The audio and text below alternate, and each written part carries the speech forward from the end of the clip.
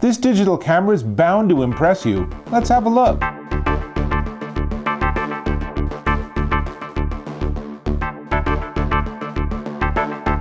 Dave Taylor here, and this time I'm looking at a camera, a digital camera. This is the Kodak Pixpro AZ652.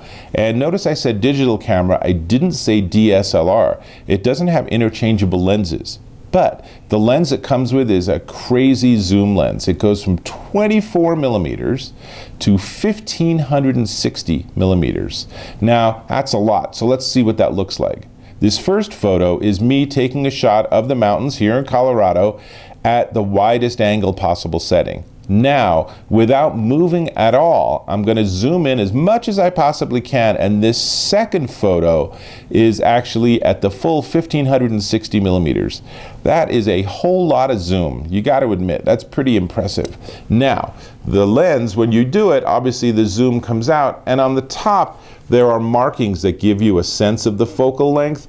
The way this works is there's a 65x optical zoom and a 4x digital zoom. So together they combine to give you effectively 260x zoom.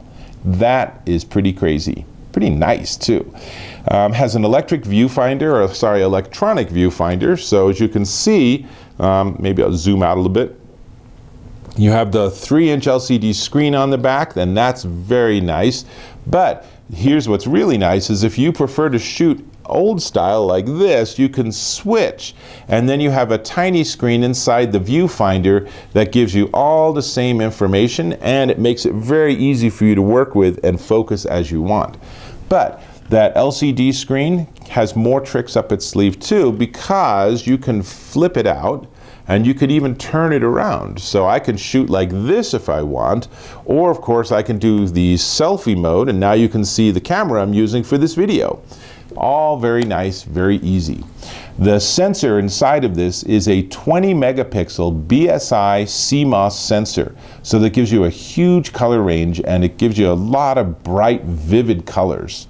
You can shoot in JPEG and RAW mode if you prefer to use RAW and work in something like Photoshop. Camera's got you covered. I actually prefer just shooting in JPEG, so you set what you like and you are good to go. It also does video. In fact, let's go ahead and look at the top here. You can see that you have the standard set of options. So you have manual, aperture priority, shutter priority, program, and you have the fully automatic. I often shoot in fully automatic. The AZ652 also has a lot of scene selection modes. So it has presets for macro and for flowers and for sunsets and for soft portraits and stuff. It's pretty fun to play with those and see how they work. But honestly, you can just leave it in fully automatic mode and you're pretty much good to go. If you prefer to do your own focusing, however, on the side you can switch between a fully automatic zoom autofocus or what they call smart focus or a fully manual focus, whatever you prefer. Now let's go back to video, because when you switch it to video mode you can get 1080p full HD video, but only at 30 frames a second. So it's not 60 frames a second at that. If you want 60 frames a second, jump down to 720. It's still going to look really gorgeous on your television. But let me not talk about it. Let me show you. So this is an example of me shooting at 1080p, and as you can see, it's crystal clear. It came out very well, and that's handheld. So had I put it on a tripod, it would have been a little bit more stable. Now, that's worth mentioning is that when you zoom way out, just like any other super long focal length, you're really going to want to have a tripod or something to have it be stable, because it's really hard when you're zooming in at like over 1,000 millimeters to hold a lens without getting some sort of play, which then of course, because you're so zoomed in, becomes a very dramatic move. So that's something to know. Now, on the video side, the only criticism that I have, or maybe the big criticism I have, is that there's no external microphone jack.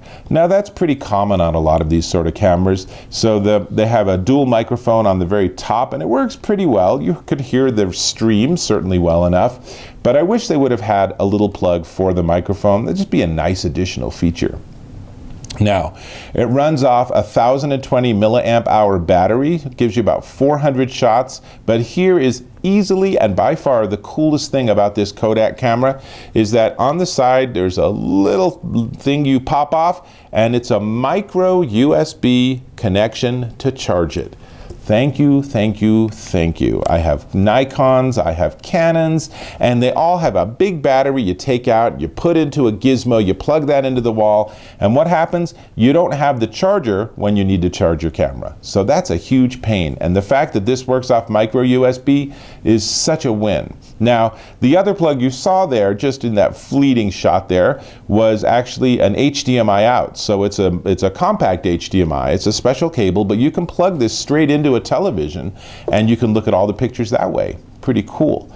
But the Wi-Fi is way more cool, because on Wi-Fi mode, you can not only get all your photos and download them out to your Android or your iOS or your iPad or whatever it is you want, but you can actually control the camera. So here, I'm actually trying to take a stealthy shot of my cat without being in the room, and you can see I have access to all the controls, including I could actually have zoomed in further, which wouldn't have worked in this case, but really, really interesting set of features. Now, what else can I tell you about this camera? It's just a lot more than I can really cover in this video. But I will say it's nice and light. It's just over a pound. It's 1.3 pounds, which makes it really easy to work with, even one-handed. There's not much fatigue. A lot of DSLRs tend to be really heavy, and that's something where, you know, if you're holding it like this, maybe it's not so bad, but you want to do a one-handed shot or just have it sitting around your neck while you're on some tour expedition or something, that gets very fatiguing. So this is nice and light for all of its features. That I definitely appreciate. And let's see, I think that's pretty much all I want to cover. It does have a built-in flash, but I would definitely be trying an external flash of some sort. And since this doesn't have a hot shoe, if I was to use an external flash, then I'd be using one that's synced off of its flash. That's up to you. It also does pretty good in low light, so that's something you can experiment with. I use this outdoors. I do a lot of wildlife photography, so I love the big zoom because it lets me really get in close on whatever my subject is. Really, really appreciate that. Now, the camera does come with lens cap and the lens cap strap and this strap, but that's all you get. So you will probably need to go pick up a little camera case for yourself. I found a nice one for about 25 bucks, really easy. And while you're getting other stuff, camera comes with a nice bunch of stuff, but it doesn't come with a full manual. So you'll want to go online and you'll want to download the full Kodak Pixpro AZ652 manual. It's some couple of hundred pages, PDF. It's free to download. Read it. It will give you so much more information, and you'll become so much more smart and sophisticated about how to use this camera that it is absolutely worth the time.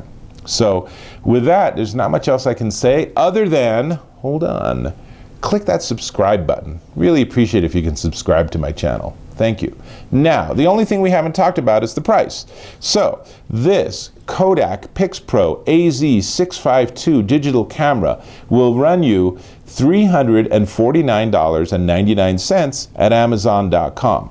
Now, that might sound expensive, but if you're looking for a camera that can give you really good results, that's actually remarkably inexpensive. If you want to look for something with similar features from someone like Canon or Nikon, you're going to probably put a 1 in front of that number. They are very expensive cameras.